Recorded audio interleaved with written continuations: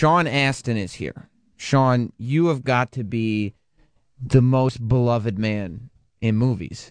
I don't think I'm the most beloved man in my house. Well, listen, your house doesn't respect you enough then, because nobody has taken on the amount of beloved roles that you have. You know what I mean? Like, yeah, man, usually, I'm blessed. I'm blessed to have been given a lot of opportunity. A lot of my parents just instilled some things in me, and I think I have a lot of heart as a person. Like, I got a lot of faults. There's a lot of things that we could talk about for hours, but the one thing I'm definitely passionate about everything I do. So, and I think that comes through in the characters. But thank you for the good word. Well, it's the dream, because usually, you know, you get to do just the Goonies or just Lord of the Rings or just Rudy. Like, you do one of those things or you get to just be Raphael from the Ninja Turtles, which you are now, which is ridiculous. But you get to do one of those things that everybody kind of reminds you about for the rest of your life. Which one do you attach yourself with most? You know, I mean, there's a thread that goes through all three of those ones that you talked about, and even through Raph, interestingly. That is, it's what I talked about. It's a heart. You know, Mikey's got this heart to want to save his house and to follow, you know, One-Eyed Willie and really respect what the guy did and find the treasure. You know, Rudy obviously has a lot of heart and determination to follow his dream, and Samwise is this loyal, brave, decent, good, you know, caring, courageous character.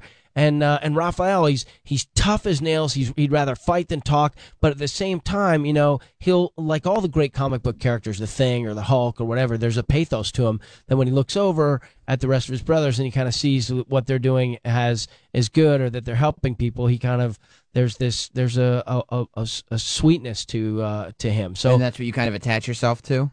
Well, I just think I think there's some part of me in those things. You know, I have a lot of other parts of me that you could put in other movies that aren't as flattering. But you know, it's so like you're not a natural villain. Like, you're not a guy who would naturally be not naturally. But I have been fortunate enough to play a few really kind of psychopathic, awful, like, you know. Do you like that? I liked the change. It was really, I liked that change. It was good. So people know what we're talking about. You're the voice of Raphael in the new Teenage Mutant Ninja Turtles reboot. Yeah, it's a cartoon. I mean, it's kind of a cartoon. I don't even know if kids watch cartoons the way we did, like traditional animated cartoons. Some just judging. My kids don't really so much. They actually, at the end of the last school year, they started to in the mornings. My wife would let them hit a 15-minute cartoon after they ate something before they jumped in a car. She thought, like, you know, it actually settles her mind down, and she just thought it worked well for them. And I sort of thought, you know, like, not during the week, but so I think some do. But it's all computer animated. Like, it's not like you know, drawn. Like the new Ninja Turtles. Well, the technology is. I mean, I mean, this is a computer generated. Right. So, yeah, but you still got, you know, guys, gals, whatever, sitting down at the monitor interpreting the words that are on the page and borrowing from the imagery of the past, and you know, there's it may not be cell art the way it's done, but it's still, you know, the fans of this, the creators of this show were fans of the original original comic books. Okay, and is it more based on the comic books than maybe the cartoon was? They in a very holistic way wanted to sort of capture all that was good and holy about the franchise that they love so much through all its incarnations, and yet not be a slave to it. So it's like any good, and yet, you know, the bad guys. There are things that are a little bit different. I mean, April O'Neil, for example, is not depicted as a more mature kind of, you know. I always looked at her sort of as this 1950s, you know. I don't even know how to describe her, but there was a very kind of, you know, the love interest quality that she had towards the Turtles or towards Donatello. Well, you know, the way they looked at her, it was like this exotic, older. So now she's kind of a little bit more contemporary with them. I was always very confused by April O'Neil, because on the cartoon she was this reporter she seemed like she was a little older than the Turtles, and the affection was almost motherly, but the action figure came. I don't know if it was motherly. I mean, it was weird, but the action figure came with a revolver, a gun. Right. And I never seen April O'Neil shoot anybody in my life. Right. Well, sometimes it's a different company making things.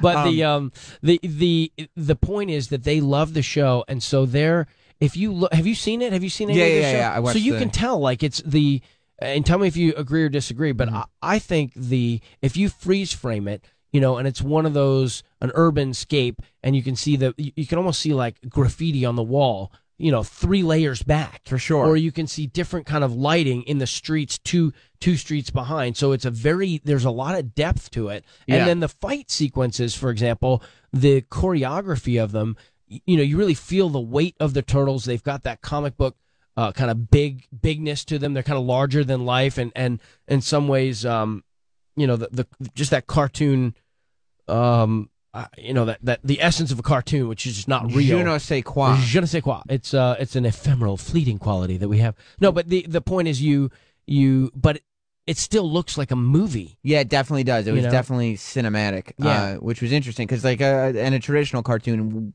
wouldn't really be. Like, it was definitely more cinematic than a lot. When you're doing a role like this now, like at this stage in your life, are you thinking more, is this going to entertain my kids? Like, do you have your kids in mind when you're doing something like that? Whereas, when you're doing Rudy and stuff, obviously you're solely focused on you. I find the dialogue for Raphael is cool. Okay. Stop talking and start fighting. Let's go. What are you doing? And I get tickled by that. I enjoy that personally, as though I'm the audience member. So I don't know that I'm actively thinking about my kids while recording, while being sort of in character, if you will. But I certainly, when I walk in the house and they've all been to Target and they've bought $150 worth of Teenage Mutant Ninja Turtle toys, some of which my voice is coming out of the the thing. I'm thrilled that they they get a kick out of it. They love it. They love, like, I was at Dodger Stadium. I threw out the first pitch the other day, and the walk around turtles were there, and my kids loved seeing them. But I don't like that you have to go to Target to buy the toys. They can't just give you some free toys. It's your voice. They just couldn't wait, man. They liked it. I'm not kidding. They liked it that much. They wanted to go buy them. That's funny. What is it about the Goonies that has sort of avoided the curse of the child star? Like, there's most of the people in the movies, in the Goonies, have gone on to do other things and entered into a successful adult. I mean, Josh Brolin, Martha Plimpton, all these people have managed to, I think, actually have careers. I think we've all gone through phases too. Was there a time after you did Mikey and you knew? Here's what happened. I did Mikey. I went back to the Catholic school I went to for 3 years. Ran for student body president and didn't make the runoff. You didn't? And didn't make there were 3 guys: Bobby Conker, Doug Cooper, and me. All ran for 8th grade student body president. My speech had to do something with, "I promise I won't go to do another movie if you like me." And then there was a runoff between Bobby and Doug, and I didn't make the runoff. Why wouldn't you just do the "This Is Our Time" speech? The movie hadn't been out yet. Oh, Jesus. I know. So people didn't know, because I was about to say there's no way you could lose an election. Whereas Jeff Cohen, who played Chunk and went on to become a successful entertainment lawyer when he was... Right, that's right. Yeah, right? Yeah. When he was at UC Berkeley, he became the president of the student body president at Berkeley, which is a serious... there's a lot of... during the 60s and stuff, that was a very important role.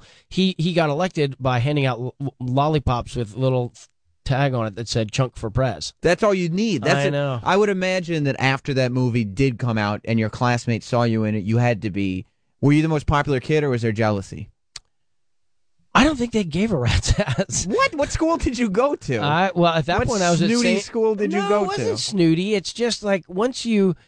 I have this star panache for about the first 90 seconds of meeting me, and after that I become kind of, cripplingly boring. Not boring. I mean, I'm a dynamic guy, but I mean the regular dudeness in you. Just sort of. It's very hard for people after a conversation with me to remember the fact that they were so excited to meet the guy who was in those movies. And right. I think it's a good and a bad quality in me, but it just that. So I had that persona around the school that I just was me. I was me. Right. And I think the fact that they knew me and saw it might have actually ruined movies for them for a little while. That's what a movie star is? Exactly.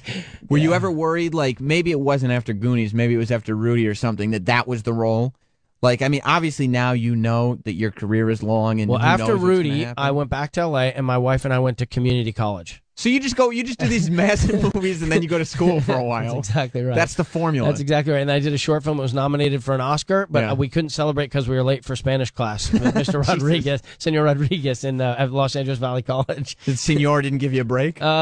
You're he Rudy. He didn't know. They weren't tracking the short film Oscar thing. But the other thing was, and then we went to UCLA. My wife and I went to UCLA, and we got degrees in English and history. And then when I was trying to figure out what the heck, it was probably after then. I'd probably done 20 movies by the time we finished UCLA, and we actually had a kid. We had my daughter. And I wrote a script, and I formed a production company and was trying to figure out how to develop scripts or get things sold, or I just didn't, I was just floundering for a minute there. Even though I acted in a couple of things that, like, I could afford my house. I didn't feel like my identity was set.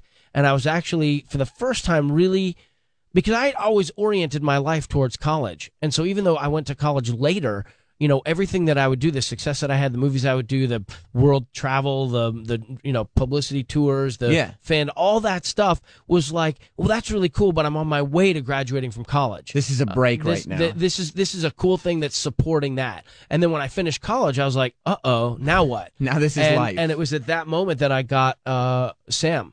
So it was probably after Sam was, after Lord of the Rings was really successful in 2001, 2, 3.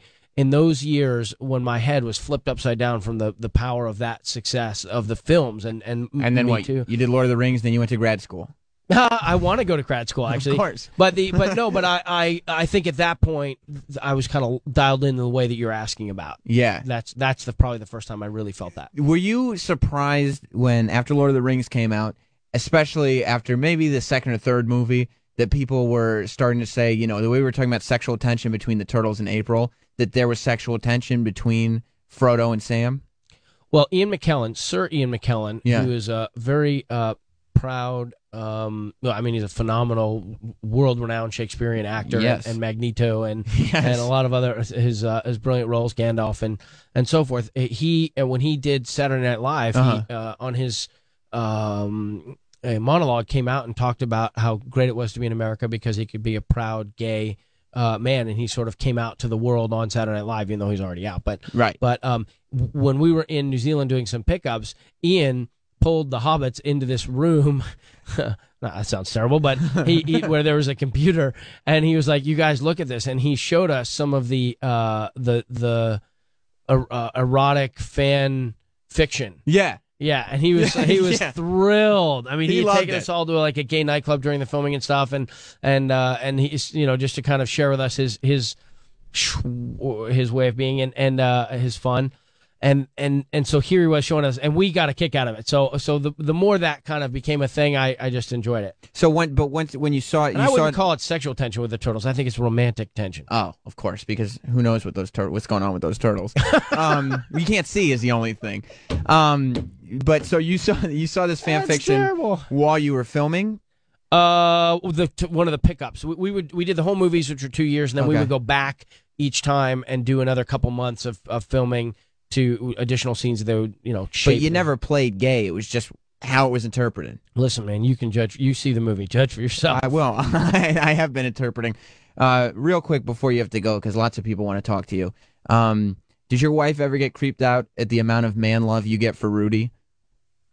I mean, guys, that is the one. Like, you ask. I think she thinks it's sweet. You ask most guys, what's the one movie you cried in, and they'll all say Rudy.